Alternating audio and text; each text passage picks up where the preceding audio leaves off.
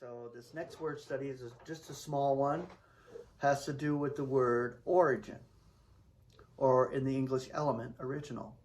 God's creative original, which is Christ Jesus our Lord. Concordant scripture references. The Greek is arch, A-R-C-H-E. Colossians 1:15 through 17. Who is the image of the invisible God, firstborn of every creature, for in him is all created, that in the heavens and that on the earth, the visible and the invisible, whether thrones or lordships or sovereignties or authorities, all is created through him and for him. And he is before all, and all has its cohesion in him. Colossians 2:10. And you are complete in him, who is the head of every sovereignty and authority. Romans 8:38 and 39.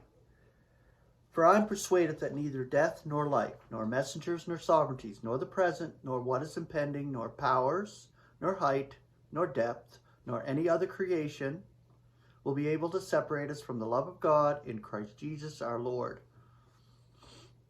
Ephesians 6:12. For it's not ours to wrestle with blood and flesh, but with the sovereignties, with the authorities, with the world mights of this darkness, with the spiritual forces of wickedness among the celestials. 1 Corinthians 15:24. As ever I may be going into Spain, for I'm expecting while going through to gaze upon you, and by you to be sent forward there, if I should ever first be filled in part by you. So the word first is in there. I think that's why this passage was used. Ephesians 1:21. Up over every sovereignty and authority and power and lordship and every name that is named, not only in this eon, but also in that which is impending. Ephesians 3:10. That now may be made known to the sovereignties and the authorities among the celestials, through the ecclesia, the multifarious wisdom of God.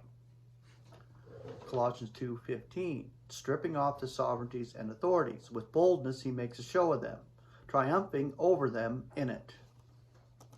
Colossians 1:18 and 19, and he is the head of the body, the ecclesia, who is sovereign, firstborn from among the dead, that in all he may be becoming first. For in him the entire complement delights to dwell.